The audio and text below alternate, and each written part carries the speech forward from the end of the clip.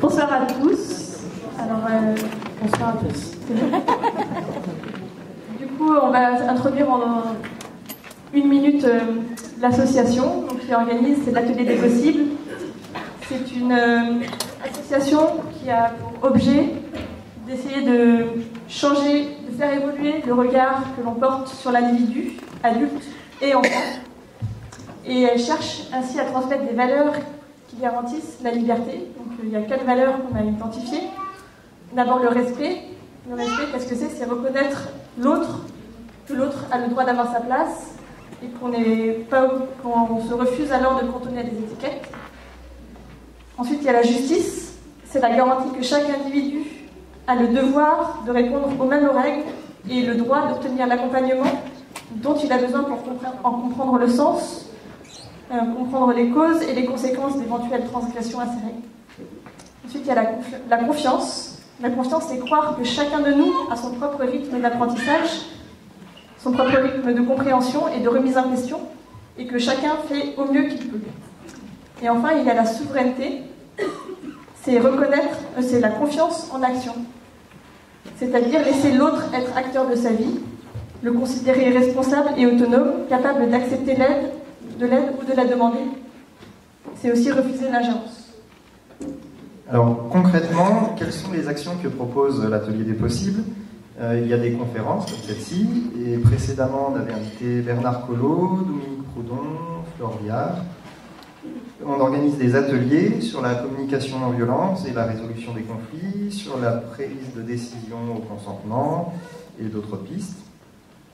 Et l'association porte un projet de fondation d'une école démocratique dans le pays voironnais. Et alors, une école démocratique, c'est quoi? C'est basé sur les apprentissages autonomes, c'est-à-dire que chacun apprend ce qu'il veut, souvent sans s'en rendre compte, guidé par sa curiosité, par des jeux, des projets individuels et collectifs.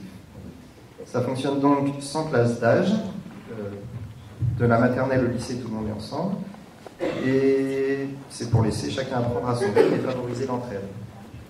Et enfin, enfants, adolescents et adultes s'investissent tous ensemble dans la gestion de l'école, en décidant des activités, des budgets associés, des règles de fonctionnement et de la résolution des conflits. Alors Sophie, je t'ai aperçue la première fois à une conférence EDEC France. Donc c'est l'association qui promeut l'éducation démocratique. C'était à Angers. J'étais impressionnée par ton expérience. Tu as même 4 enfants. Et par ton vécu. Fondatrice depuis 1999 d'une école, mais aussi d'un éco-hameau, auteure, conférencière. Du coup, j'avais pas osé t'aborder à ce moment-là. C'est avant tout le chemin qui t'a conduit à ouvrir une école qui m'a particulièrement touchée et qui m'a poussée à proposer à l'équipe de l'Atelier des possibles et à toi-même de venir faire une conférence ici.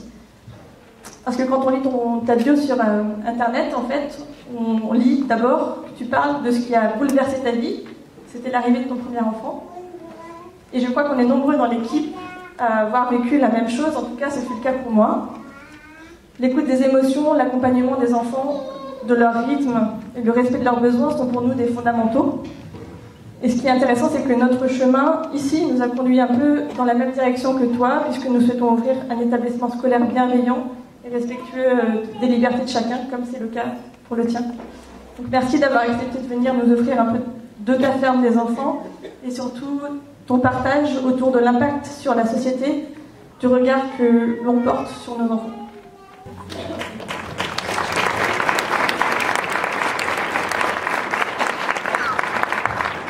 Bonsoir à tous et merci de m'accueillir. Merci à l'association L'Atelier des possibles qui a organisé cette soirée. Moi, je suis toujours ravie de venir partager un petit peu de mon expérience. Alors, ça va être un témoignage parce que je ne peux parler que de ce que je connais ou que je crois connaître, parce que ça change aussi, ça évolue. Vous allez voir, c'est en mouvement permanent.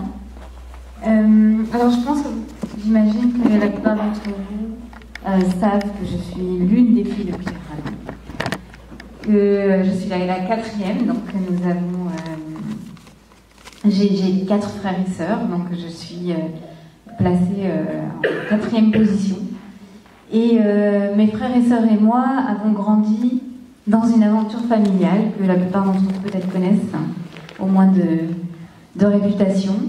Donc c'est une aventure qui qui a pris place dans le sud de l'Ardèche, dans un endroit assez sauvage,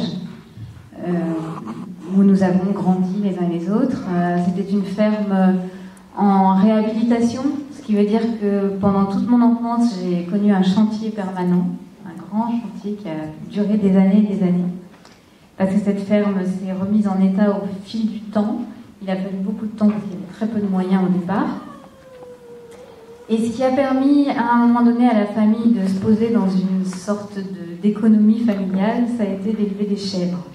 Donc oui, on élève bien des chèvres en Ardèche, entre autres choses.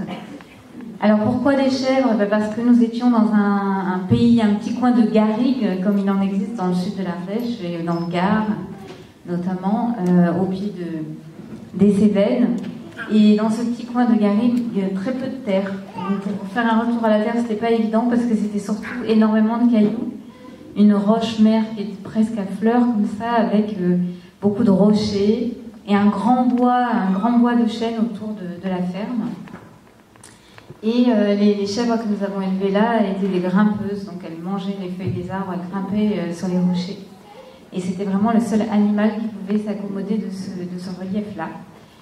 Et ça tombait très bien parce que ce sont des chèvres qui donnent un lait excellent. Et donc pendant environ une quarantaine d'années, il y a eu un élevage de chèvres à Montchamp, dans la ferme familiale. Donc ça a été la base économique de la famille, ce qui a permis aussi à ma mère de rester à la ferme, parce qu'avant cela, elle devait aller travailler plutôt dans les petites villes alentours, parce qu'au départ, elle était prof de sténodactylo et des profs de secrétariat. Et elle a pu, comme ça, pérenniser son activité, tandis que mon père, lui, par contre, a beaucoup voyagé et est parti autour pour vivre d'autres expériences, et notamment des expériences avec l'agroécologie, au départ. Et cet élevage de chèvres et cette ferme en activité, avec une espèce de pluriactivité, parce que le but de cette ferme, c'était aussi d'assurer une production vivrière, une nourricière pour la famille. Du coup, on avait non seulement des chèvres, on avait d'autres petits élevages, un jardin, un potager verger, donc qui a servi beaucoup de base expérimentale pour développer l'agroécologie sur une terre extrêmement pauvre. Donc tout ça, c'était l'assise de la ferme.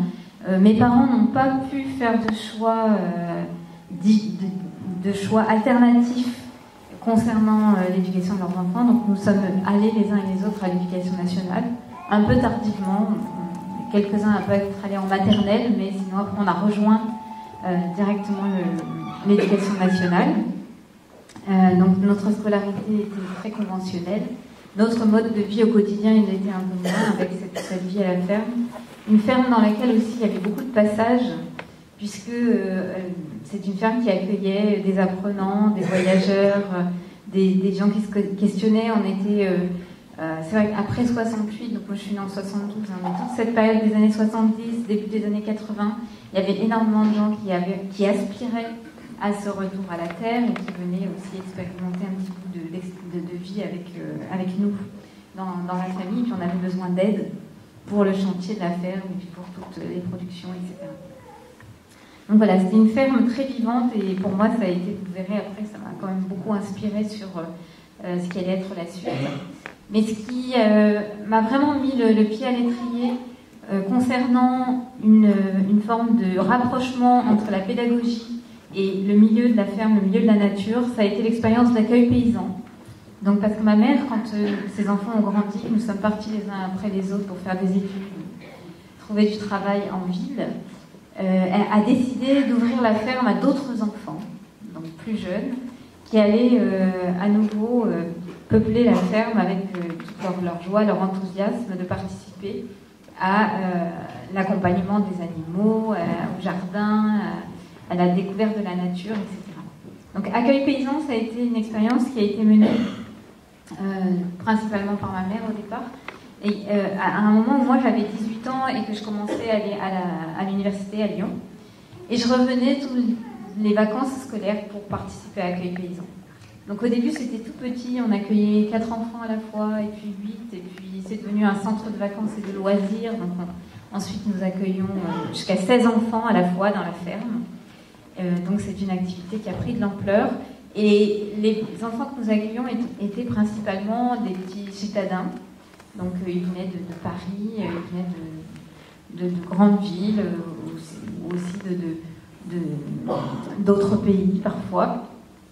Ou de l'aide sociale à l'enfance aussi. On a eu tout un volet comme ça, aide sociale à l'enfance, des enfants qui venaient se ressourcer à la ferme. Et ce qui m'a frappée dans cette expérience, c'est que pour emmener les enfants dans notre vie quotidienne, parce que c'était ça le projet d'accueil paysan, c'était vraiment de pouvoir ouvrir la ferme à un public qui pouvait être intéressé par des modes de production paysanne. Les enfants, il ne fallait pas les supplier, ils étaient vraiment très contents de se lever le matin en même temps que nous, à 6h30 ou 7h, pour aller traire les chèvres, pour aller les emmener dans la forêt le matin, pour aller faire le fromage, ramasser les œufs, faire le jardin, etc. Il y avait énormément d'enthousiasme à faire ces activités-là. Et à côté de cette vie à la ferme, nous développions aussi des activités de pleine nature, donc de tout ce qui est éducation à l'environnement, découverte de la nature. Et c'est pareil, les enfants avaient une facilité déconcertante à adhérer à nos propositions. Et donc voilà, j'étais vraiment très nourrie par cette expérience qui me plaisait beaucoup, parce que moi, comme j'étais un petit poisson dans l'eau, dans la ferme et puis dans la nature, où j'avais grandi, c'était très agréable pour moi de partager ce temps avec les enfants qui venaient d'un petit peu partout. Donc voilà, ça a été un peu le premier acte, si je puis dire, de ce qui allait suivre au niveau, je peux même pas dire professionnel, parce que c'est vraiment au niveau de mon engagement de vie. Une deuxième chose qui a été vraiment très déterminante, ça a été du coup de faire une sorte de synthèse de ce que avait été mon enfance et mon adolescence dans cette ferme, où j'étais baignée par une atmosphère où on est assez militant, où on s'engage justement, où on marche un petit peu sa pensée, on se met dans la politique en acte, on vit ses rêves.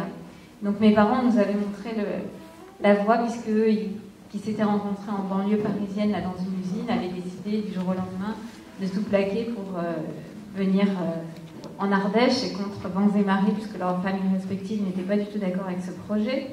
Et ils l'avaient fait parce qu'ils étaient vraiment portés par l'idée que le retour à la nature leur était indispensable, et qu'ils ne pouvaient pas élever des enfants en ville, et qu'ils ne pouvaient pas non plus adhérer à un mode de vie qui, au fond, ne leur convenait pas, où ils avaient l'impression que leur potentiel de vie leur était confisqué pour nourrir plutôt une machine économique qui est en pleine à l'époque. On est vraiment, pendant les 30 Glorieuses, on est vraiment dans l'émergence absolue de ce monde économique qui existe encore aujourd'hui avec une certaine... il est assez offensif aujourd'hui. Mais à l'époque, c'était facile de trouver de l'emploi, c'était ce qu'il fallait faire. On était en plein exode rural, etc. Et donc nos parents nous ont montré que vivre selon ses idées, c'était quelque chose d'assez fondamental. Et du coup, pour nous, les enfants, c'est devenu assez naturel. Donc on est les uns et les autres assez portés à faire ce qui nous plaît plutôt que ce qu'il faudrait faire. Voilà où ça nous emmène. Du coup, il y avait malgré tout, parce que je ne peux pas non plus idéaliser la situation, parce qu'il y avait malgré tout, pour moi, dans cette expérience d'enfant et d'adolescente, une forme d'écueil, une forme de déception profonde face à ce que petit à petit je découvrais de l'humain. Donc j'avais l'impression, en naissant dans cette famille, d'avoir été invitée à partager quelque chose d'assez enthousiasmant, et petit à petit je découvrais que l'humanité c'était pas l'idéal auquel j'aspirais, pas du tout, et que le monde des adultes il m'a semblé assez curieux. Et bien sûr c'est pas venu d'un coup, c'est installé petit à petit au fur et à mesure que j'ai compris un certain nombre de choses. Je pense comme chacun d'entre nous, quand nous découvrons par exemple la réalité de notre histoire, sur quoi nous sommes construits en tant que société, quel est notre héritage en termes de faits historiques, même très récents, puisque le XXe siècle, quand on l'étudie à l'école. Moi, plus tard, là, quand j'ai dû me pencher sur les programmes scolaires, quand il fallait regarder l'histoire du XXe siècle, je me disais, oh là là, quelle catastrophe, comment on peut raconter tout ça à des enfants, quoi. C'est tellement atroce. Enfin, il n'y a pas que le XXe siècle, vous me direz. C'est difficile de trouver des événements ou des périodes suffisamment longues dans l'histoire qui sont enthousiasmantes à raconter à des enfants, à part quand on parle de paléontologie ou avant le néolithique, on est pas mal, mais alors après, ça se gâte drôlement. Ça devient très compliqué de partager ça, je trouve, avec les enfants. Et effectivement, j'ai ce souvenir, étant enfant, d'avoir écouté toutes ces horreurs là, des cours d'histoire que la maîtresse me racontait déjà à l'école primaire, en me disant, mais comment ça se fait qu'elle ne s'arrête pas pour nous dire que tout ça est aberrant et que ça ne devrait pas être et que c'est une erreur et que c'est pas normal de se comporter les uns avec les autres de cette manière-là. Mais non, elle ne s'arrêtait pas, elle continuait à raconter les faits avec une banalisation complètement déconcertante. Et puis effectivement, quand je feuilletais mon livre d'histoire, je voyais que c'était ça, qu'on parlait de conquête, on parlait de génocide, on parlait de prendre le territoire des autres, on parlait d'assassiner des peuples entiers ou de vraiment de tendre à prendre le pouvoir et à dominer nos semblables, et que tout cela est normal et même bénéfique, puisque grâce à tout ça et grâce au fait qu'il y a plein de têtes qui ont été coupées pendant la Révolution française, eh ben nous sommes libres, entre guillemets. Et nous sommes ce que nous sommes, nous avons pu avancer avec progrès pour l'humanité, blablabla. Voilà, j'ai entendu tout ça. Et en entendant tout ça, et aussi sans aller si loin que dans l'histoire humaine, en regardant simplement autour de moi comment ça fonctionnait dans le monde des adultes, ben, je me suis rendu compte que j'avais un malaise qui s'installait de plus en plus par rapport à cette espèce d'énorme, gigantesque malentendu que l'enfant peut vivre, parce que lui, quand il est connecté à l'amour inconditionnel et qu'il perçoit tout ça, toute cette espèce de vaste théâtre de violence qu'est l'humanité, eh bien, pour l'enfant aspirant à l'amour inconditionnel, c'est extrêmement difficile à vivre. En tout cas, moi, je l'ai vécu d'une manière très douloureuse. Cela étant, j'avais quand même le soutien et la réflexion, les réflexions de tout ce qui pouvait se passer dans la ferme d'Intéressant au niveau justement de la recherche en termes d'humanisme, en termes d'écologie, en termes de réflexion justement sur notre histoire, etc. Donc j'étais en même temps assez soutenue dans des alternatives à tout cela. En grandissant, en devenant adolescente et puis jeune adulte, néanmoins, il y avait quelque chose qui restait en moi comme une sorte de blessure, de fracture en tant qu'humain. C'est comment je vais faire pour aimer l'humanité là maintenant. Maintenant que je sais tout ça et qu'en plus j'ai compris que moi j'étais aussi cette violence. Moi aussi je pouvais participer en tant qu'humain à toute cette violence. Donc ça a été très très fort dans mon parcours, ce rapport à la violence, une très grande interrogation. Beaucoup plus tard, en faisant des études sur la théorie de l'attachement, j'ai compris que pour un enfant, se questionner de cette manière-là, c'est complètement naturel. Mais à l'époque, bien sûr, c'était complètement intuitif et involontaire de ma part, mais j'étais quand même avec ce regard un peu douloureux sur l'humanité. Jeune adulte, j'entends parler d'une personne qui s'appelle Alice Miller. J'avais déjà donc toute une expérience avec l'accueil paysan. J'attendais mon premier enfant, donc, qui est aussi un acte très fort, très important dans mon parcours, parce qu'à ce moment-là, quand j'ai attendu mon premier enfant, je me suis dit, bah ça y est, là maintenant, tu ne peux plus défiler devant toutes ces questions, il va falloir donner des réponses. Donc plus question de se cacher et à son petit doigt en disant, bon, bah, on va passer discrètement, et puis vivons heureux en attendant la mort, comme le disaient les proches. Non, désolé, mais là maintenant il y a une vie humaine là, qui va dépendre complètement de toi à 150%, et il va falloir l'accompagner. Et là ça m'a posé la question, mais comment accompagner cet enfant pour que est-ce qu'il y a un moyen de l'accompagner pour qu'il ne vienne pas seulement participer à ce grand malentendu, ce grand désordre de l'humanité, mais est-ce qu'il y aurait moyen de l'accompagner pour qu'il puisse rester véritablement avec toutes ces ressources d'humains auxquelles, malgré tout ça, je croyais toujours, et j'y crois toujours, que nous avons de très belles ressources, un très beau potentiel pour faire autrement. Mais qu'est-ce qui va faire que, effectivement, en tant que parent, je peux guider mon enfant autrement, ou je peux l'accompagner autrement? Et là, je rencontre donc la pensée d'Alice Miller, et quand je lis Alice Miller, à ce moment-là, c'est comme si on avait allumé la lumière dans l'obscurité. Je me sens complètement en phase avec ce que cette personne raconte.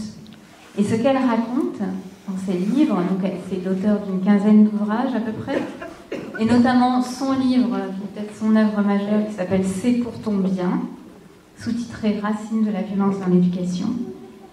Cette personne a conclu que la violence que je déplore, que nous pouvons déplorer collectivement, elle n'est pas quelque chose d'inné, ce n'est pas une fatalité, ce n'est pas la nature humaine, mais c'est une conséquence d'un accompagnement.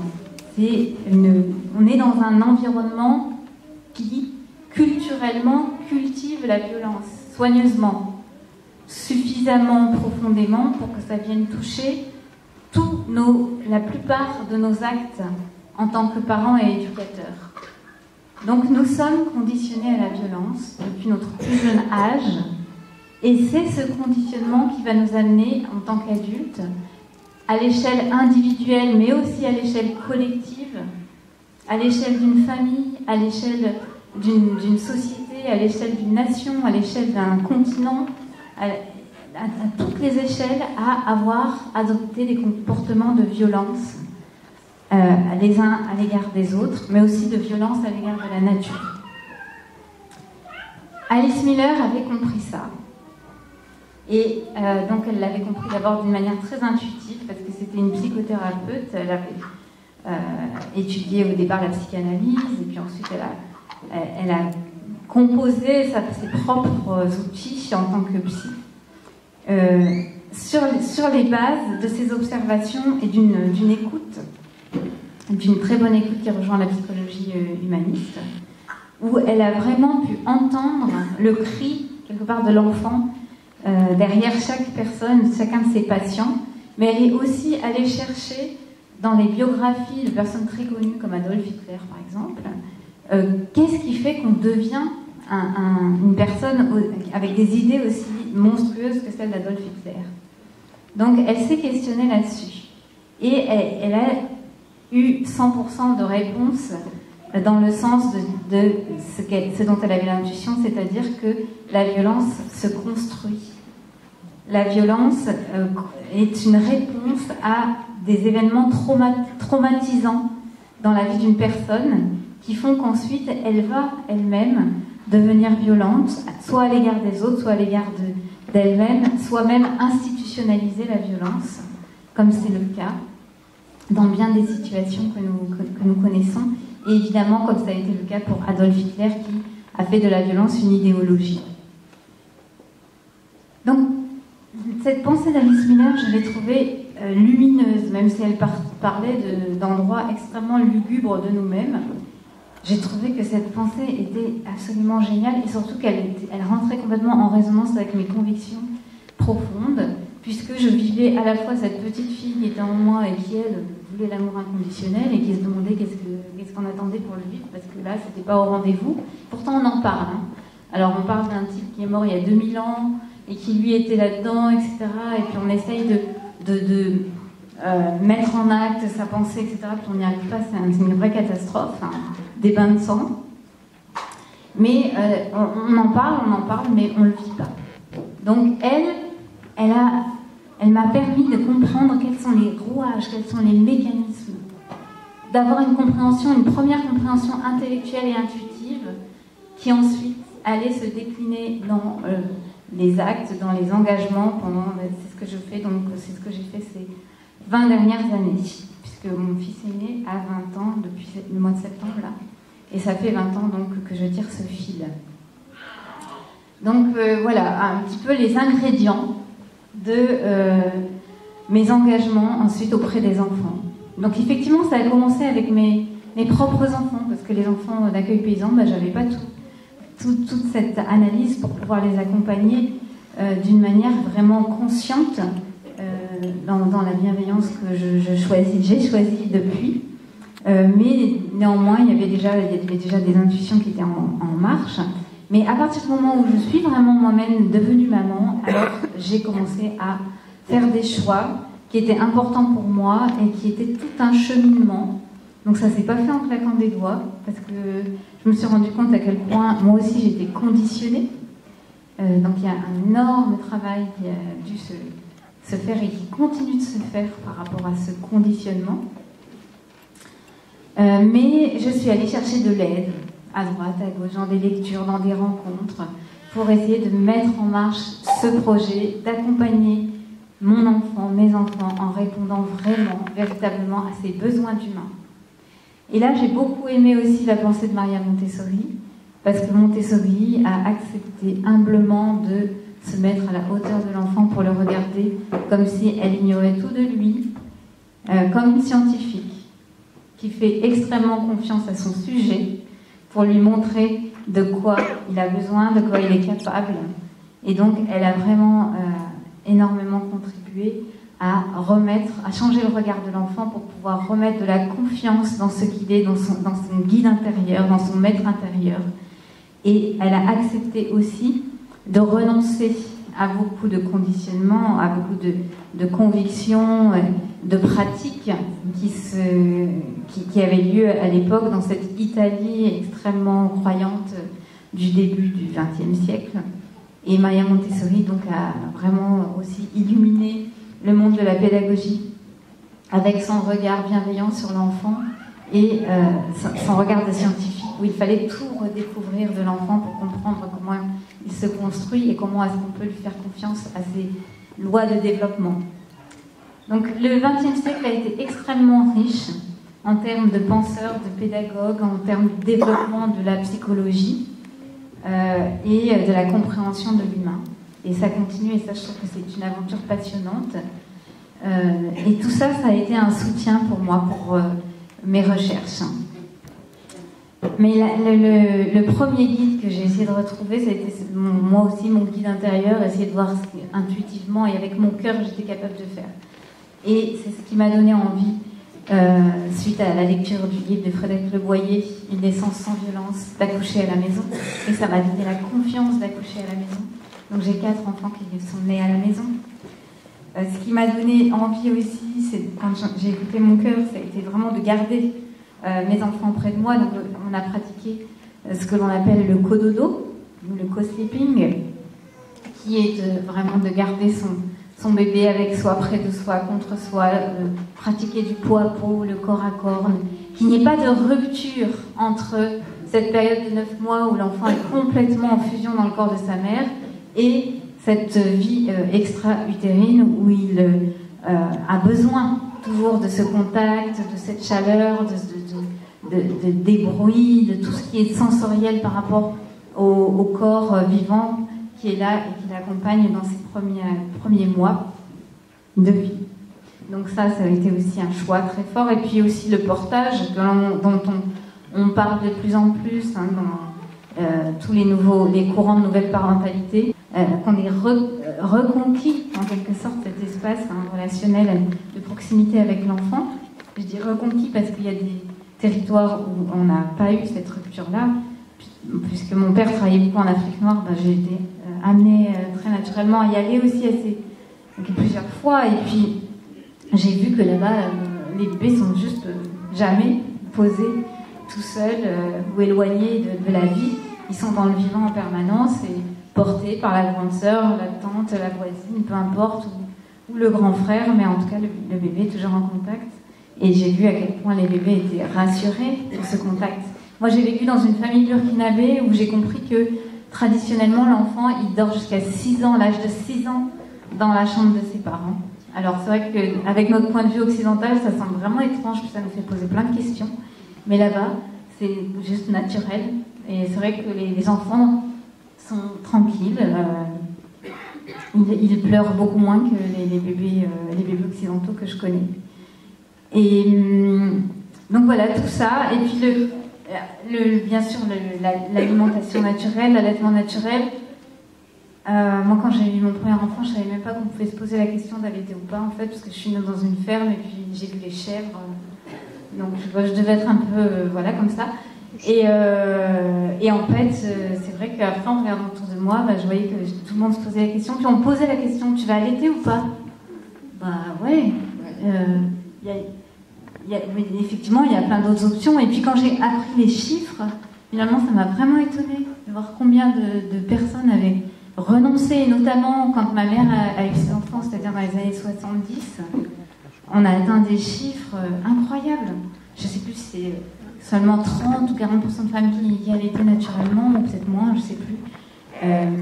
Et parce qu'il y avait un espèce de lobbying énorme. Dès la maternité, on vous donnait la mallette avec les biberons et les tétines et tout. Donc, voilà, ce choix aussi de suivre ce que la nature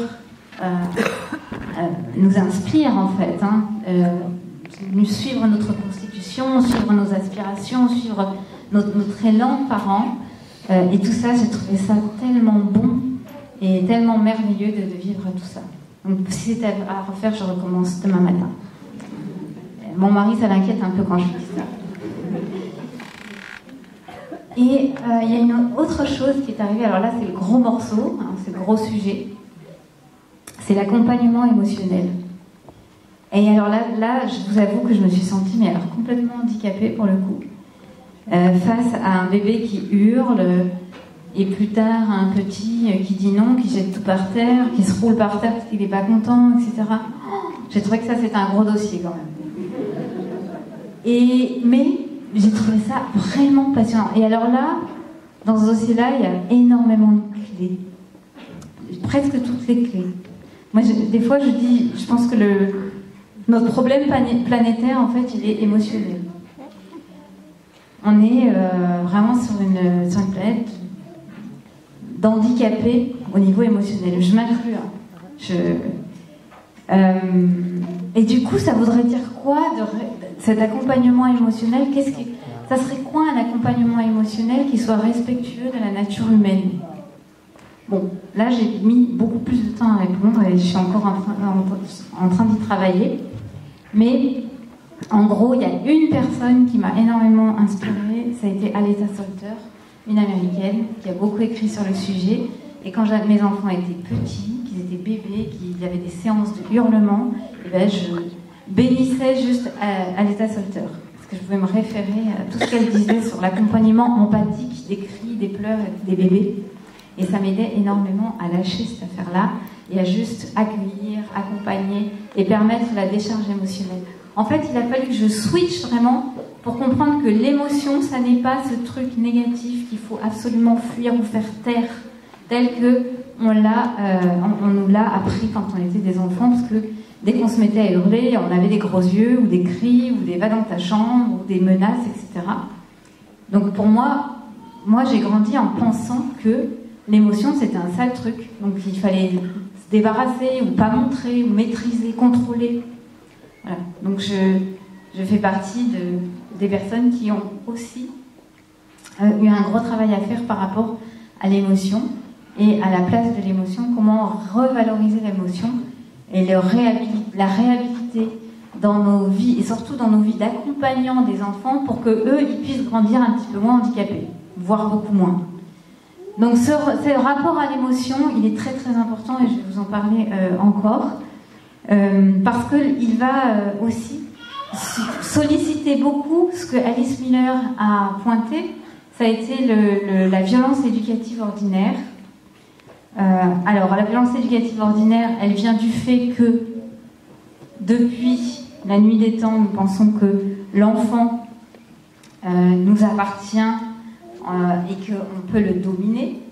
Donc voilà que c'est une petite personne, et nous on est des grandes personnes, et c'est une petite personne sur laquelle on peut avoir un gros ascendant. En gros, c'est ce qu'on appelle l'éducation. Et ça va nous emmener dans énormément de malentendus.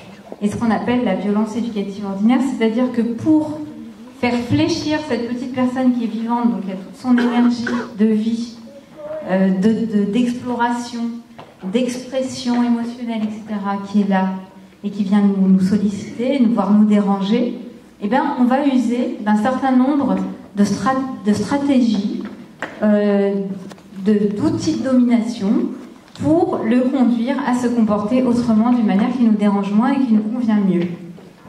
Donc on va avoir toute cette armada de comportements qu'on va appeler l'éducation, en gros, et qui vont nous permettre d'imposer à l'enfant ce que nous attendons de lui, finalement. Donc quand on parle de violence éducative ordinaire, on parle c'est très vaste comme sujet, mais ça va de imposer à un enfant de s'endormir tout seul quand il est tout petit, qu'il est bébé et qu'il a besoin de nous. Ma mère, dans les années 70, on lui disait surtout, ne va pas chercher ton bébé, il faut qu'il pleure. Quand il pleure, il se développe les poumons, c'est bon pour lui, il apprend l'autonomie. Donc si c'est pas l'heure, ma mère au début, elle élevait ses enfants avec la pendule. Donc toutes les 2 heures la tétée, donc si c'est pas l'heure, il faut surtout pas le prendre. S'il est endormi, mais que c'est l'heure, on le réveille. Enfin, voilà, à l'époque, c'était comme ça. Et ça se fait encore malheureusement beaucoup. Donc la violence, elle commence même avant, elle commence à l'accouchement. Et pour ça, je vous renvoie à Frédéric Le Boyer, et peut-être même dans la vie intra-utérine. Mais rien que ça, de vouloir déjà conformer un bébé, c'est déjà une violence énorme qu'on fait à sa nature et à son expression, à l'expression de qui il est. Mais ce n'est qu'un début, et ensuite le malentendu va se poursuivre pendant de très longues années. Et cette violence éducative ordinaire, c'est tout ce dont on use pour soumettre l'enfant. Donc c'est notre autorité qui lui fait peur. On crie, on lui fait les gros yeux, on le menace, on lui dit que s'il fait pas ça, il n'aura pas ça. On lui fait croire qu'on l'aime plus parce qu'il a des comportements qui nous dérangent. On l'éloigne, on lui dit d'aller plus loin, d'aller dans sa chambre pour réfléchir, ou de s'asseoir là, et puis de pas bouger. Et puis on lui demande, alors qu'il a envie de courir, de rester tranquille, alors que lui il a envie de chanter, de se taire, alors que lui il a envie de jouer à ses Legos, on lui dit que c'est l'heure de ses devoirs, et que voilà, c'est un monde de contrariété, et c'est un combat en fait, un combat avec l'enfant pour que l'enfant se conforme à ce qui est attendu de lui. Donc c'est ça la violence éducative ordinaire. Elle a pris des proportions énormes dans la vie humaine, à tel point que même d'ailleurs elle est tellement énorme qu'on ne la voit plus, et on a le nez collé au tableau, on ne voit plus cette violence éducative ordinaire, et même on croit que c'est pour son bien, et ça c'est le titre du livre d'Alice Miller, c'est pour son bien qu'on fait tout ça. C'est pour son bien qu'on lui impose notre vision, qu'on lui impose nos modes de vie, qu'on lui impose des exigences. C'est pour qu'il devienne une bonne personne, une personne bien adaptée, qui va socialement être bien intégrée, qui va bien gagner sa vie. Voilà, on s'inquiète pour lui, on a envie qu'il devienne quelqu'un de bien. Alors ça marche plus ou moins bien, vous l'aurez remarqué. Ça marche pas toujours au top cette méthode, mais en tout cas, voilà, c'est comme ça que nous sommes conditionnés. Nous sommes conditionnés comme cela depuis des siècles et des siècles. Et avec mon traumatisme là de cours d'histoire, j'ai eu aussi envie de réfléchir un petit peu plus, c'est quoi cette affaire là qui fait que il y a des humains à un moment donné, pourtant ils sont vraiment bien élevés, et puis malgré tout, ils font des horreurs parce qu'il y a des circonstances. La guerre, elle prend souvent racine sur un moment qui est dur sur le plan économique, où on dit que la Deuxième Guerre mondiale est née d'une humiliation pendant la première, etc. Je me suis dit, oulala, c'est quoi tout ce business là? Et qu'est-ce qui fait que quelqu'un d'ordinaire, qui peut-être va être mon voisin, va devenir quelqu'un d'extrêmement cruel à un moment donné, ou sans empathie, parce qu'il peut devenir un nazi, ou il peut devenir un collabo, ou il peut même fabriquer des bombes pour tuer des gens. Qu'est-ce qui fait que, en même temps, on est des humains, on veut le bien, et puis en même temps, on se retrouve dans des situations aussi dingues que celle-là. Et Alice Miller, elle s'est beaucoup questionnée là-dessus aussi. Elle n'est pas la seule, hein, mais on est nombreux à se questionner là-dessus. Et d'autant plus que pour elle, il y avait une partie de sa famille qui a été déportée, donc elle était très touchée par ces questions. Et il y a quand même une chose qui est vraiment le fruit de son travail aussi de recherche, c'est qu'elle s'est rendue compte à quel point cette éducation bien pensante, où on conforme l'enfant pour qu'il soit très très propre sur lui, bien éduqué, à 4 épingles, qui travaille bien à l'école, etc., eh bien, c'était ces personnes-là qui allaient se retrouver à un moment donné dans l'histoire, dans des rôles de tortionnaires, de gens extrêmement cruels avec autrui, etc. Pendant le procès de Nuremberg, je crois qu'il y a eu 24 chefs nazis qui ont été jugés. Sur les 24 chefs nazis, il y en a 22 qui ont un excellent niveau d'éducation. Donc ils ont fait de très belles études, des gens très brillants, raffinés, qui écoutaient de la belle musique, etc. Donc, après la Deuxième Guerre mondiale, il y a eu plein d'études qui ont eu lieu sur qu'est-ce que c'est que l'obéissance, qu'est-ce que ça produit, c'est quoi le fruit de cette violence éducative ordinaire. Et effectivement, on a pu faire des liens extrêmement directs entre des comportements violents à l'égard des autres et un devoir d'obéissance qui a été subi pendant toutes les années de l'enfance et de l'adolescence et qui ont construit, façonné la personne d'une manière quasi inhumaine, donc qui la prive de l'empathie qu'elle a pour elle-même et pour les autres. Parce qu'un enfant, quand il est contraint, il ne renonce jamais à aimer ses parents. En fait, il renonce à s'aimer lui-même. Il va se couper à un endroit de son humanité pour pouvoir se conformer, parce que sa plus grande aspiration, au fond du fond, c'est vraiment d'être en adhésion, d'être dans ce lien inconditionnel avec ses parents, l'éducateur. Et alors, plutôt que de couper ça, il préfère se couper lui-même et se couper de son humanité. Donc, les expériences de Milgram, etc., il y a plein d'expériences scientifiques qui ont prouvé que l'obéissance et le devoir d'obéissance pouvaient altérer nos compétences sociales, émotionnelles et affectives, et d'une manière extrêmement grave, puisque ça peut nous mener à des événements comme ceux qui ont eu lieu pendant la Deuxième Guerre mondiale. Et d'ailleurs, pour revenir sur ce procès de Nuremberg, la plupart des chefs nazis, quand on leur a demandé, mais vraiment, pourquoi vous avez fait ça? Et la plupart ont répondu, parce que c'était les ordres. Donc le conditionnement, là, il est évident, il est sur écran géant, on le voit bien, et puis tout le monde peut faire, oui, c'est vrai. Mais c'est ce même conditionnement de la violence éducative ordinaire qui va se cacher dans tous les petits actes de domination où l'on croit bien faire avec l'enfant, qui vont ensuite être restitués et amplifiés, être dans des sortes de caisses de résonance à l'âge adulte, à l'âge où l'humain a un pouvoir d'action sur le monde, et il va agir à partir de cet endroit qui a été dominé. Donc, pour moi, quand je comprends ça, je comprends à quel point il n'y a rien d'étonnant à ce que nous soyons dans autant d'écueils en même temps sur cette planète, au niveau de tout ce qu'on peut déplorer, de nos difficultés à nous entendre, de notre difficulté à être bien, à être heureux, à être en bonne santé, à être dans un rapport juste avec la nature ou avec les autres pays. Donc, pour moi, cette violence éducative à la base de notre culture commune est extrêmement déplorable et préjudiciable pour l'humanité tout entière. Et quand j'ai compris ça, évidemment, j'ai voulu contribuer à voir si on pouvait mettre en œuvre autre chose, un accompagnement qui soit le plus libre possible de cette relation dominant-dominée, parce que c'est tout un travail de déconstruction, et qui puisse permettre à l'être humain d'évoluer et de se déployer dans la confiance, la bienveillance, la tendresse, l'empathie, pour qu'il puisse lui aussi développer toutes ces qualités, les garder.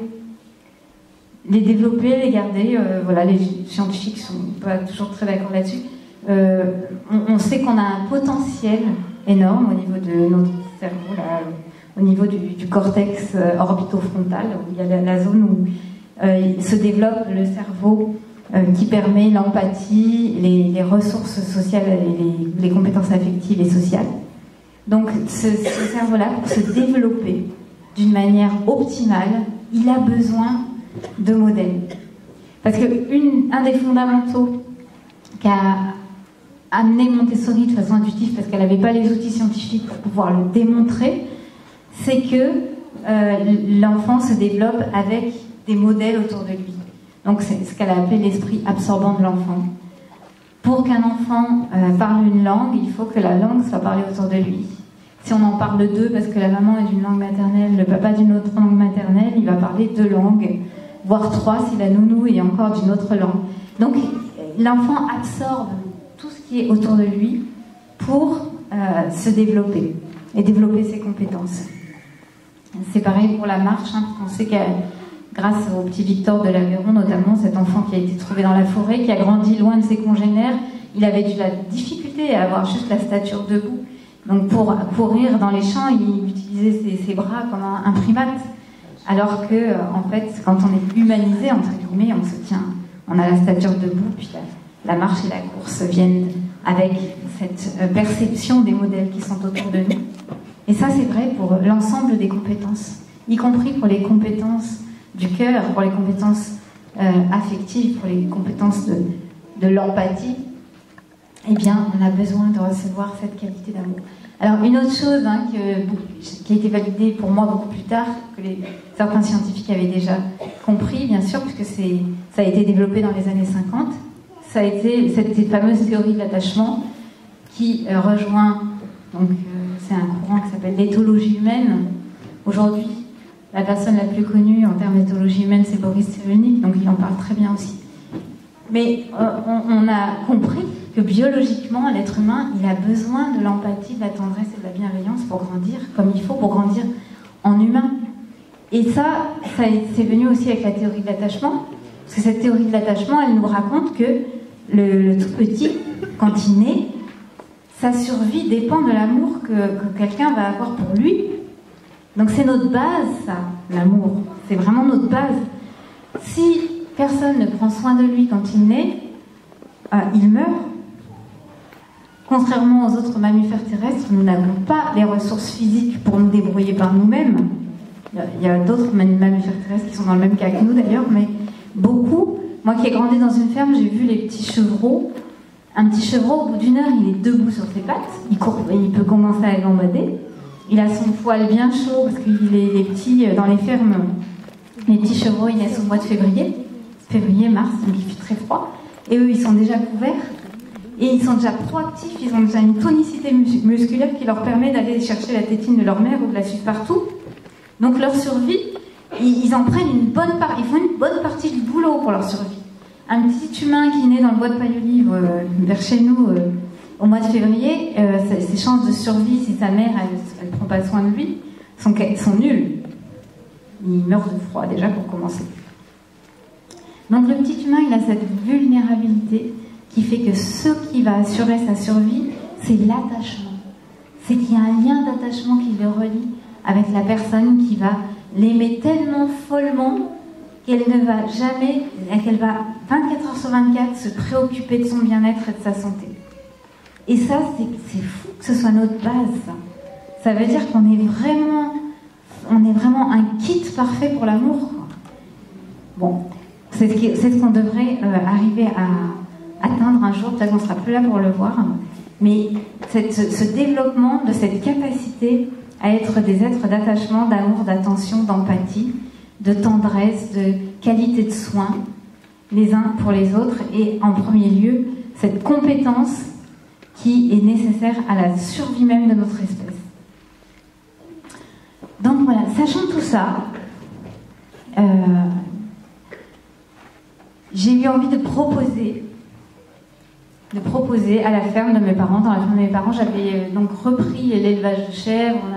Avec mon ex-mari, on avait repris tout ça. On avait le projet de continuer à faire vivre cette ferme. Et pour moi, le projet, ça a été, est-ce qu'on peut ouvrir dans la ferme un espace où on va travailler toutes ces questions vraiment, en ouvrant une école différente? Parce qu'évidemment, l'école, c'était le sujet qui suivait logiquement l'accouchement à la maison, l'allaitement, le portage, etc. C'est, ah oui, il faut qu'il aille à l'école. Un enfant, ça va à l'école. Mais quelle école? Donc comment est-ce que j'allais pouvoir contribuer à donner une suite cohérente à ces choix-là dans le sud de l'Ardèche, sans ouvrir une école à la maison? Alors il y avait l'alternative de faire l'instruction en famille, comme certains le font, ou de trouver une école alternative, mais il n'y en avait pas dans le coin. Donc la seule alternative, puisque nous sommes dans un pays où l'instruction est obligatoire, eh bien c'était d'ouvrir une école à la ferme, puisque je ne souhaitais pas faire l'instruction à domicile, parce que, étant enfant, j'avais grandi dans une ferme isolée, et je sais que la seule chose qui m'a vraiment manqué, ça a été les camarades, les amis. Donc je n'avais pas du tout envie de faire vivre ça à mes enfants. Et du coup, on avait des locaux dans la ferme qui servent au centre de vacances l'été. Je me suis dit, tiens, pourquoi pas ouvrir une école et expérimenter des pratiques différentes de toutes ces personnes comme Maria Montessori, comme je me suis passionnée aussi pour Krishnamurti. Je trouvais que sa pensée était vraiment extrêmement brillante et éclairante sur plein d'aspects de notre humanité, justement. Sur le travail de Summerhill, donc de Neil, qui avait écrit un ouvrage qui avait été assez révolutionnaire, puisque lui, il a le premier inventé une école où les enfants n'étaient pas obligés d'aller en cours.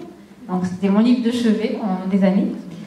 Et tous ces pédagogues extrêmement inspirés, comme Steiner, comme Freinet, qui avaient jalonné le XXe siècle et qui, je trouve, proposaient des alternatives à l'école qui me paraissaient très intéressantes. Donc au départ, l'idée c'était ça, c'était de pouvoir mettre ensemble les constats faits à l'accueil paysan, c'est-à-dire que la ferme et la nature enthousiasment naturellement l'enfant. Donc c'est un contexte, un environnement favorable à son développement. La bienveillance à la base de la relation. Vraiment, un enfant ne peut pas grandir de manière positive avec cette violence éducative ordinaire, c'est comme ce que Alice Miller a appelé la pédagogie noire. Donc non, il faut en finir avec cette pédagogie noire. Elle fait trop de dégâts sur l'humanité, c'est pas possible de continuer. Mais ça a été le gros boulot, parce que par quoi on remplace? Donc du coup, on choisit de ne plus être dans une relation dominant-dominée avec l'enfant, mais comment on fait? Parce que moi, j'ai pas appris, je sais pas faire. Et les collègues que j'avais autour de moi ne savaient pas faire non plus. Donc il a fallu s'outiller. Et puis, ce que la pédagogie choisie au départ, ça a été la pédagogie Montessori. Parce que Montessori, elle avait ce regard bienveillant sur l'enfant. Elle reconnaissait que l'enfant était parfait tel qu'il était, qu'il fallait juste l'accompagner et non pas vouloir le conformer, le déformer ou l'adapter. Et que c'est lui qui allait être son propre maître. Donc ça me plaisait énormément comme idée. Rien que la phrase de Maria Montessori, on n'agit pas sur l'enfant, on agit sur son environnement. On prépare un environnement adapté pour qu'il puisse par lui-même se nourrir et se développer et développer ses compétences. Je trouvais ça parfait. Donc je suis allée apprendre la pédagogie Montessori pendant 2 ans avant d'ouvrir l'école à la ferme en 99. J'ai ouvert une école dans la ferme de mes parents qu'on a appelée la ferme des enfants. Et c'est une école qui avait des bases Montessori et accueil paysan avec la ferme, avec la nature autour. Donc c'était organisé en demi-journée. Le matin, on était plutôt à l'intérieur des classes, donc avec un environnement didactique Montessori, où les enfants étaient libres de choisir leur activité, libres de se mouvoir, de bouger, de travailler sur une table ou sur un tapis, et de faire aussi souvent qu'ils le souhaitaient les mêmes répétitions de matériel. Donc il y avait cette liberté-là. Et l'après-midi, beaucoup d'ateliers autour de la ferme, de la nature, de la créativité, de l'art. Voilà, plein de sortes d'explorations. Et un environnement élargi, où l'enfant pouvait, de manière informelle, aller découvrir beaucoup de trésors, d'actions, d'activités, de compétences à développer. Voilà, ça a été vraiment notre base. Au début, toute petite école, d'une 15aine d'élèves, de 3 à 9 ans. Et puis ils ont grandi, et puis l'école a grossi. C'était une école privée hors contrat, donc c'était vraiment que des familles qui étaient très déterminées comme moi à vouloir une certaine cohérence pour leurs enfants, ou aussi des familles qui étaient très en difficulté avec leurs enfants, qui ne savaient plus quoi en faire parce qu'ils étaient exclus d'autres systèmes ou qu'ils étaient phobiques, des enfants qui étaient mal à l'aise avec la proposition qui était faite dans l'école publique et qui arrivait chez nous aussi. Donc il y avait différents parcours qui menaient à la ferme des enfants, et c'est toujours le cas aujourd'hui. Mais un certain nombre de familles qui ont adhéré à cette proposition. Ça n'a pas été un long fleuve tranquille. La pédagogie, elle a été énormément discutée. Elle est énormément venue chercher les adultes dans leur résistance par rapport à l'enfant libre. Parce que la plupart d'entre nous n'avons pas reçu cette liberté. Et la voir chez l'enfant, devant nous, devant nos yeux, au quotidien, c'était un espèce de défi quotidien. De reconnaître à l'enfant cette liberté, alors que nous ne l'avons pas eue. Donc beaucoup de débats, beaucoup de discussions, des hauts débats, des mouvements de foule comme ça, où il y a la moitié de l'effectif qui s'en va et puis il y a d'autres familles qui arrivent. Enfin, ça a été toute une épopée, une aventure cette école. Mais ce qui est sûr, c'est que le fil du départ, il n'a jamais bougé. C'est comment nourrir les besoins de l'enfant, les besoins naturels de l'enfant. Et comment appliquer la bienveillance, comment la mettre en acte, cette bienveillance, réellement, pour que l'enfant ne soit plus blessé par les comportements des adultes autour d'eux. Donc ça a été vraiment le fil qui a toujours été tiré et qui continue de l'être.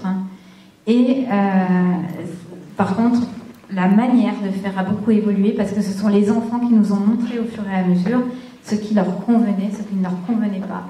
Ils ont pris part aux décisions, parce que depuis l'origine de l'école, il y a des conseils d'enfants. Donc les enfants ont toujours eu la parole, ont toujours eu une voix délibérative dans l'école, qui leur a permis de participer très concrètement à son évolution. Et la nature autour, vraiment la présence de la nature, la présence de toute cette richesse informelle mais extrêmement structurée qui est là à portée de main, a toujours été aussi présente dans l'école. Et l'école a évolué comme ça. Assez vite, au bout de 2-3 ans, économiquement, on était plutôt dans une phase plutôt descendante, parce que ce qui soutenait l'école, c'était la première école qui avait été montée dans une structure agricole. Donc c'était une exploitation agricole. Au bout de quelques années, on a transformé juridiquement, on est devenu une association, parce que c'était plus possible de pomper la ferme avec l'école, en fait, financièrement, et c'est ce qui se passait. Donc moi, j'étais obligée de travailler 365 jours par an, quoi. Quand j'étais pas à l'école, j'étais à la fromagerie, où j'étais en train d'accueillir des enfants en vacances. Avec mes deux petits, mes deux aînés. Donc c'était épuisant. Et assez vite, j'ai imaginé qu'on pourrait greffer un autre projet à l'école, adosser un projet. Et ce projet, c'était un projet d'éco-village pour personnes retraitées. Parce que je voyais qu'à la ferme, nous étions 4 générations. Et ma grand-mère, qui était là dans la salle à manger toute la journée, parce qu'elle ne pouvait pas tellement bouger, elle se promenait avec un déambulateur, mais toujours sur le même niveau, là. Et elle était au bout de la table de la salle à manger, en train toujours de défiler des amandes, défiler des haricots, de casser des amandes. Enfin, tout ce que ma mère lui ramenait du jardin, elle préparait comme ça.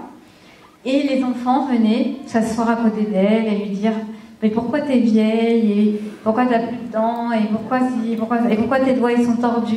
Et elle a été super contente toujours de répondre, de raconter sa vie et de chanter une chanson. Et voilà, il y avait une espèce de joie, là, de spontanéité, comme ça, très naturelle avec ma grand-mère. Et je regardais ça, je me disais, mais il y aurait vraiment une génération qui aurait du bénéfice et du bonheur à vivre à côté d'une école. Ce sera vraiment les personnes âgées. Donc ça, c'était en 2001. 2001, où moi, j'ai vécu un drame personnel avec une affaire pas simple à gérer. Et j'ai écrit un projet d'une 20aine de pages qui s'appelait projet d'éco-hameau pédagogique et intergénérationnel. Il y a un papa d'élève qui a lu ce projet et qui m'a dit « Ah ouais, ça c'est trop génial, il faut absolument qu'on le fasse ». Et on a commencé à faire de la communication, on a fait un flyer qu'on a envoyé dans toutes les biocopes de France et on a reçu plein de lettres de soutien ou de motivation qui nous disaient « Oui, nous, on veut en être, on veut soutenir, on a de l'argent, ou j'ai quelque chose à prêter, ou j'ai quelque chose à donner ». Et du coup, on a créé cet élan dynamique. Et c'est là que j'ai rencontré celui qui est devenu le papa de mes 2 aînés et puis mon complice dans toute la suite, Laurent. Et Laurent est devenu coordinateur du projet en 2003. Et on a pu acheter un lieu à juste à 2 km de chez mes parents, de la ferme parentale. Donc c'était vraiment parfait parce que c'était un lieu très proche de ce grand bois dont je vous ai parlé, le bois de Paille-Vive, avec la rivière qui passe tout près. Et donc on gardait le même paysage, le même écosystème, mais simplement on allait déplacer l'école dans ce nouveau lieu. Ça a pris quelques années, donc on l'a acheté en 2003. Et pendant des mois et des mois et des mois, on a fait des études de faisabilité, des rencontres avec des retraités. On travaillait que avec des retraités, quasiment. Et puis en 2008, les travaux avaient déjà bien commencé, les travaux de réhabilitation. Donc toute l'école a déménagé dans ce nouveau lieu qu'on a appelé le hameau des Buis. Les retraités, c'est à ce moment-là, parce qu'on était en plein chantier. Donc on avait tout un collectif de personnes retraitées qui avaient financé en grande partie, puis qui venaient aussi pour aider sur le chantier, parce qu'on a fait un immense chantier participatif pendant 7 ans. On a reçu à peu près 2000 bénévoles qui se sont succédés sur ce chantier, plus une équipe salariée d'une 14 à peu près corps de métier, donc qui encadrait les bénévoles. Et on a construit une vingtaine de logements en bottes de paille, sur ossature bois, avec un cahier des charges au niveau écologique qui était assez exigeant parce qu'on voulait récupérer l'eau pluviale, on voulait des panneaux solaires, on voulait des maisons passives, etc. Donc ça a été tout un travail d'architecture aussi, ce qu'on appelle l'architecture de cueillette. Donc on a pris les matériaux qui étaient autour de nous pour construire tout ça, enfin autour dans un rayon de 50 km. Donc bottes de paille, bois de Douglas, des toitures végétalisées avec récupération d'eau pluviale et enduit à la terre. Et on a aussi utilisé énormément la pierre locale pour tout ce qui est soutènement, parce qu'on avait énormément de pierres dans les sous-sols, c'était la folie des pierres. Des pierres, il y en avait partout. Du coup, voilà. Il y a un hameau qui est sorti de terre sur la garrigue, d'un endroit complètement désert. Tout d'un coup, il y a eu, en 7 ans, il y a eu une vingtaine de logements qui sont sortis de là. Et c'est devenu vraiment un éco-village à part entière à partir de 2008, parce que les retraités ont dit hors de question que ça devienne un ghetto de retraités quand ça va être fini, cette affaire, parce qu'ils vivaient cette aventure du chantier avec toutes les générations. Parce que ces 2000 bénévoles qui sont venus aider, ils avaient tous les âges, entre 16 et 99 ans. Je crois qu'un des doyens, il avait 89 ans, il venait en vélo tous les matins, il faisait 20 km de chez lui pour venir en vélo tous les matins nous aider à faire des enduits à la terre. Et ils ont dit, donc les retraités, un jour de plénière, donc on faisait des réunions où on prenait des décisions, donc très intenses. Ils ont dit non, mais c'est pas possible qu'on soit entre retraités, parce que l'école c'est 130 jours par an, à 4h30 les enfants ils vont être partis, puis on va se retrouver entre vieux là, non. Donc ça c'était en plein chantier, il y avait déjà la moitié des maisons de construites, tous les plans étaient faits évidemment et tout ça. Et on s'est regardé, on se dit bah ouais, il faut changer ça. Hein. Et du coup ils ont décidé ce jour-là que dans le hameau vivraient aussi des familles. Donc les derniers bâtiments, ils ont été agrandis, on a mis des mezzanines, voilà, parce que c'était vraiment des logements qui étaient prévus pour des personnes seules ou des couples. Et là, tout d'un coup, on se retrouvait avec des familles aussi. Voilà, depuis lors, cet éco-village est complètement intergénérationnel, donc il abrite des personnes de tous les âges.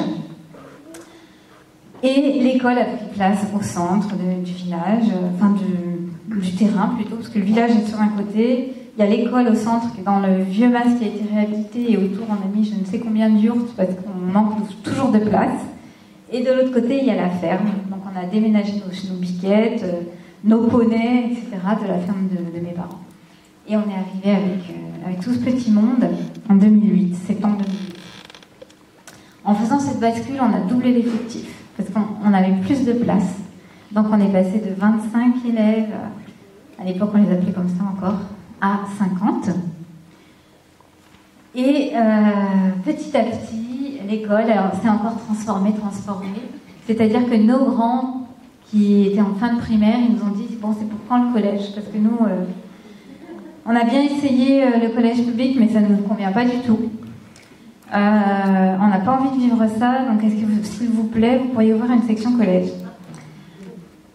Donc au début, ça me paraissait assez pharaonique, vu les circonstances, parce qu'on était en plein chantier, il y en avait déjà de partout. Et du coup, ouvrir un collège en plus, ça devenait vraiment tendu. Mais bon, finalement, l'univers a conspiré, comme souvent. Il y a un couple d'enseignants qui est arrivé, on a monté une yourte contemporaine, et puis hop, le collège a pris une place là-dedans. Ça, c'était en 2011. Et à partir de là, on était 70. Il y avait 70 enfants et adolescents scolarisés à la ferme des enfants. Et l'étape suivante, ça a été la fin du chantier. Donc tous les habitants sont venus prendre place dans leur maison. La vie collective a pris une autre tournure, parce que pendant le chantier, on était tous un peu comme des désespérés à essayer de faire tenir ce truc-là contre toutes les prédictions et les difficultés de tous ordres, en fait. Je ne vais pas passer des détails. C'est toute une aventure qu'on est en train d'écrire d'ailleurs avec mon mari là. Mais c'était assez tendu. Il y avait beaucoup d'argent en jeu, il y avait beaucoup d'enjeux de toutes sortes, mais c'était une très très belle aventure. Et donc la dernière étape, quand tout a été construit, ça a fait un peu ouf, on y est arrivé, non sans surprise, avec des dépassements financiers, avec toutes sortes des gens qui voulaient absolument être là, puis qui finalement au dernier moment sont partis, etc. Toutes sortes d'aventures. Et à ce moment-là, donc, l'école a connu encore quelques années de maturation avant de décider. Donc ça, c'est notre dernière étape. C'est une réflexion qui a commencé en 2014,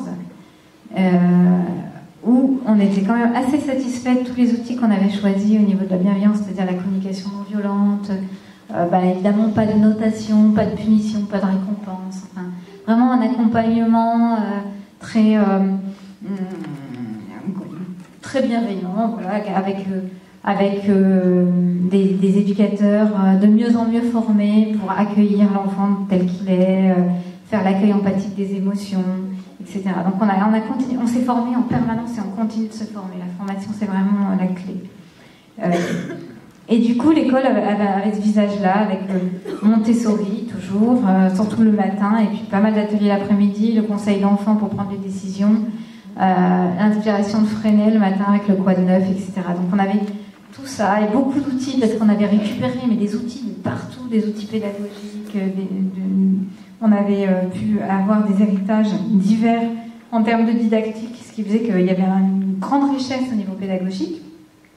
Et puis la ferme, et puis les animaux, et puis voilà tout ça. Et en 2014 à peu près, il y a des personnes dans l'équipe qui commencent à dire « Ouais, mais est-ce que c'est vraiment bienveillant, en fait, d'obliger les enfants à apprendre des trucs dont ils n'ont rien à faire ?» Bon, moi j'avais bien senti que ça c'était un gros enjeu, que j'avais bien enfoui à l'intérieur de moi pour surtout pas y penser, parce qu'on est dans un pays où l'instruction est obligatoire. Voilà. Du coup, bien sûr, j'étais super attirée par des écoles comme Summerhill ou comme Sudbury, des écoles qui avaient qui étaient allées jusqu'à remettre ça en question. Mais moi, l'inspecteur m'avait dit, de toute façon, une école Summerhill en France, vous n'y pensez même pas, ça ne c'est pas possible. Donc le sujet avait été enterré. Et puis, il y a des éducateurs qui ont commencé à le déterrer, le sujet. Et là, on s'est mis à regarder un petit peu mieux les enfants, comment ils vivaient leur vécu au quotidien, avec leur rapport à l'apprentissage.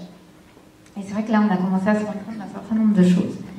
Et puis, on a fait des rencontres aussi, avec André Stern, qui n'est jamais allé à l'école, qui a écrit un livre, mais je ne suis jamais allée à l'école. Un gars hyper brillant, qui n'est jamais allé à l'école. Et puis, on a vu le film Être et devenir, on a fait venir Clara Bellard aussi, cette femme qui a fait un peu le tour du monde avec cette question de pourquoi est-ce que, finalement, c'est quoi cette question de l'école? Est-ce qu'on peut élever un enfant sans qu'il aille à l'école, sans qu'il soit soumis à l'instruction obligatoire? Et ça avait l'air super intéressant comme cheminement, comme question.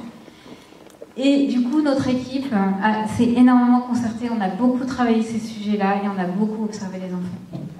Et en observant les enfants, on s'est vraiment rendu compte que peut-être une des ultimes violences que l'on fait à l'enfance, c'est d'obliger un enfant à apprendre ce qu'il n'a pas choisi d'apprendre.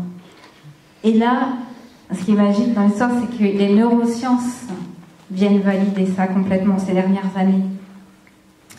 En nous montrant quels sont les mécanismes à l'œuvre dans le cerveau de l'enfant pour qu'il apprenne, et qu'il apprenne d'une manière optimale. Comment est-ce que l'enfant apprend naturellement? Comment chacun de nous apprend naturellement? Et la réponse n'est jamais parce qu'il y a quelqu'un qui nous a forcé à apprendre ce truc-là. En général, quand c'est le cas, eh ben, notre cerveau il a plutôt tendance à fermer les écoutilles et à dire « Oula, ça c'est pas mon choix, c'est pas mon énergie, elle est pas là, elle est pas à cet endroit-là et moi j'en veux pas de ça. » Et du coup, on s'est rendu compte aussi que de nombre de problèmes qui étaient amenés par soi-disant un regard scientifique sur les enfants, c'est-à-dire qu'on avait de plus en plus d'enfants diagnostiqués, mais un nombre impressionnant. Je suppose que c'est dans toutes les écoles pareil maintenant. Alors, il y en a un quart qui vont chez l'orthophoniste, ils ont des troubles 10, ils ont des phobies, des troubles du comportement, de l'hyperactivité, etc. Enfin, c'est comme ça, le chiffre aujourd'hui des diagnostics n'a jamais été aussi élevé. Et il y a quand même trop peu de gens qui se posent la question, est-ce que c'est vraiment les enfants qui ont un problème? Parce qu'en fait, quand on commence à poser cette question, on se rend compte que c'est peut-être le système scolaire et le système d'apprentissage qu'il faut juste repenser pour que les enfants, pour que ce système-là s'adapte à ce qu'est un enfant naturellement, à sa biologie tout simplement, à ce qu'il est. Donc ça a été passionnant comme sujet. Ça nous a tellement passionnés qu'on y a passé mais vraiment énormément de temps, des heures et des heures et des heures, à travailler en équipe sur ces questions-là. Et en 2015, on a décidé qu'à la rentrée suivante, eh bien, on n'imposerait plus à aucun des enfants qui sont chez nous, qui ne s'appellent plus des élèves mais des citoyens, un apprentissage obligatoire. Et qu'on allait les laisser s'enthousiasmer pour tous les sujets qu'ils souhaitaient, qui dépassent de loin évidemment les 8 ou 10 matières qui sont obligatoires à l'école, mais qu'ils puissent rejoindre l'infini des sujets qui sont dans l'univers pour aller vers toutes ces connaissances, ces compétences, ces aptitudes, ces jeux de manière spontanée. Donc ils ont rejoint les rangs de cette minorité qui est en train de grossir énormément aujourd'hui, qui adhère à ce qu'on appelle l'apprentissage informel, ou l'apprentissage naturel, ou l'apprentissage autogéré, ou l'apprentissage autonome, on l'appelle comme on veut. Mais aujourd'hui, c'est tout un mouvement, et c'est un mouvement mondial qui est en train de grossir à une vitesse exponentielle, qui est en train de se tourner vers ce mode d'apprentissage, parce qu'évidemment, on s'est rendu compte que c'est comme ça aussi que l'humain peut vraiment s'épanouir. Et si vous regardez dans vos vies, parce que moi du coup j'ai jeté un coup d'œil aussi sur la manière dont moi je me suis construite, et j'ai bien vu que en fait là où j'ai commencé vraiment à apprendre d'une manière engagée, c'est quand j'ai choisi mes sujets. Ça a commencé un petit peu à la fac, mais parce que là j'ai pu choisir ma filière, donc déjà je sentais que là il y avait quelque chose de beaucoup plus motivée chez moi, beaucoup plus appelée par les sujets. Mais après, une fois que j'ai été dans une démarche autodidacte, mais alors là, j'ai appris, mais comme jamais j'ai appris. J'ai développé des compétences complètement incroyables. Et si on m'avait demandé, il y a 20 ans, quelles compétences j'aurais aujourd'hui, j'étais loin d'imaginer tout ce que j'aurais pu développer comme compétences, rien que parce que j'étais passionnée, parce que j'étais en train de faire. Parce que pour faire un écho à mots, il en faut des cordes à son arc. Et je ne connaissais rien en architecture écologique, je ne connaissais rien en management, je ne connaissais rien en gouvernance, je ne connaissais rien en finance, je ne connaissais rien sur le plan juridique, je ne connaissais rien en pédagogie il y a 20 ans. Rien, rien de rien. Tout ce que j'ai appris, je l'ai appris parce que j'étais dans des situations où l'apprentissage devenait une condition pour réussir un projet. Et ce que j'observe aujourd'hui dans notre école, c'est que les enfants ont la chance d'être dans cette situation-là, déjà, à 4 ans, à 6 ans, à 10 ans, à 12 ans, à 15 ans, peu importe. Mais il n'y a personne pour leur dire, bah maintenant il faut que tu apprennes ça, puis il faut que tu apprennes ça, il faut que tu apprennes ça. C'est eux qui choisissent ce qu'ils apprennent, quand, avec qui et par quels moyens. Donc évidemment, quand on raconte ça, le cerveau il bug un peu. Il se dit mais non, mais c'est pas possible parce que comment, s'ils savent pas lire, ils vont jamais être insérés dans cette société. Puis quand est-ce qu'ils vont apprendre à lire au fond? Parce que normalement c'est à 6 ans, et est-ce que c'est correct d'apprendre à lire seulement à 10 ans? Et voilà. Donc on commence à se poser plein de questions. Et effectivement c'est violent sur un plan. Moi ça l'a été pour moi en tout cas. La transition, elle est quand même assez violente. De rencontrer toutes ces résistances à l'intérieur de moi, tout ce monde qui disait mais non, mais c'est pas possible, mais on ne peut pas laisser les enfants comme ça, c'est presque l'enfance en danger, quoi. Et en fait, quand on traverse cette espèce de tunnel là où il y a quelque chose qui est tellement conditionné en nous, qui ne veut pas changer de plan de réalité, et qu'on accepte la situation de liberté, en fait, c'est ça. Bah, tout d'un coup, on se sent beaucoup plus léger. Et moi, l'impression que ça me donne, c'est que j'ai l'impression de circuler dans l'école, là, maintenant, avec des chaînes aux pieds en moins.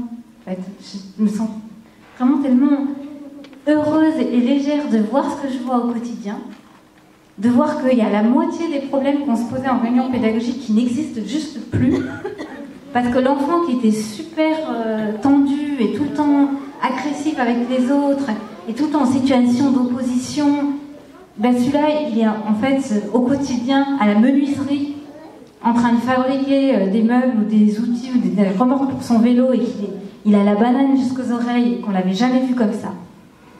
Et puis il y a cet enfant aussi que sa mère avait amené parce que c'est un enfant qui avait été adopté dans des circonstances très très compliquées. Il avait vraiment vécu la violence dans l'orphelinat où il était avant, et puis donc c'est un enfant qui a été diagnostiqué, qui ne pouvait pas suivre une scolarité normale, qui avait 5 prises en charge au niveau des soins, hein, qui devait suivre. Et au bout de 8 mois, la maman, elle prend rendez-vous avec moi, puis elle me dit j'y crois pas, en fait. Elle me dit sur les 5 prises en charge qu'il avait en 8 mois seulement, il n'y en a plus qu'une. Elle me dit c'est extraordinaire ce qui se passe. Et cet enfant qui arrivait comme ça, tout serré dans son corps, avec la tête basse, et qui ne parlait à personne, aujourd'hui, il est complètement à l'aise. Il est droit, il nous parle de tout ce qui le passionne. Alors lui, il est passionné par les serpents. D'ailleurs, il va les chercher dans les pierres. Moi, il me fait un peu peur. D'ailleurs, il s'est fait piquer par un scorpion. Enfin, bref. Et cet enfant-là, il est tellement passionné qu'il a des petits disciples autour de lui qui boivent ses paroles, qui l'écoutent comme si vraiment c'était quelqu'un qui est de très très important. Donc il est passé d'une situation où il s'est complètement victimisé, dévalorisé et presque attardé, un poids pour la société, à l'extrême inverse en une année scolaire. Donc voilà, ce sont des exemples, mais des exemples comme ça, j'en ai tellement. C'est tellement une joie de traverser l'école aujourd'hui et de se rendre compte que chacun est occupé à faire quelque chose qui lui plaît, qui lui tient à cœur, à travers lequel peut-être il va apprendre à lire ou pas, peut-être il va apprendre à compter ou pas. Il y en a avec leurs cartes Yu-Gi-Oh, là, ou leurs cartes, je sais pas, les cartes qu'ils collectionnent, ils font des calculs de fou. Mais ils n'ont pas besoin de cours de maths pour faire ces calculs-là, ils les font. Et ça, c'est le quotidien. Il y en a qui cuisinent. Ils sont sans arrêt en train de faire des proportions, des fractions. Oui, ça, c'est une conséquence. C'est ce qui découle incidemment de l'action entreprise. Mais ce n'est pas l'inverse. Et ce n'est que maintenant que je me rends compte, après toutes ces années d'aventure d'école alternative, qu'en fait, on avait complètement inversé le sens de l'apprentissage. L'apprentissage, ce n'est qu'une conséquence. Il y a quelque chose qui me donne un élan de vie, là, j'ai envie de faire ce truc-là. La conséquence, c'est que j'apprends. Et que l'école a tout mis à l'envers. C'est qu'on apprend un tas de trucs qui sûrement 90% de ces trucs-là ne servira jamais à rien. Et finalement, ça me ferme à l'apprentissage parce que je suis fatiguée qu'on me fasse des injonctions d'apprendre comme ça. Et j'essaye de voir par stratégie comment soit je peux avoir des très bonnes notes et me débarrasser du truc, ou aller très vite et me débarrasser du truc, ou faire le truc au dernier moment et puis m'en débarrasser aussi. Et finalement, j'arrive dans la vie à un moment donné où oui, peut-être oui, j'ai appris, si j'ai fait une école, j'ai peut-être appris un métier ou des compétences. Mais par contre, tous les milliards de sujets qu'il y a dans la vie pour être compétent juste pour vivre, et bien cela, je rame pour arriver à raccrocher mon wagon et à comprendre qui je suis et à comprendre comment fonctionnent les autres. Parce que une école comme ça, c'est aussi une école de la relation. Les enfants sont tous ensemble, mélangés. Quand on a 5 ans, on peut être en relation avec un jeune qui a 16 ans.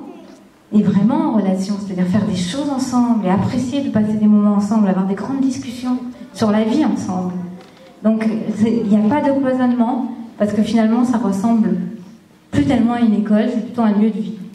Et les élèves, ça s'appelle maintenant des citoyens. On a gardé aussi cet aspect vie démocratique qui s'est développé. Tous les enfants qui viennent à l'école ont une voix délibérative dans les décisions.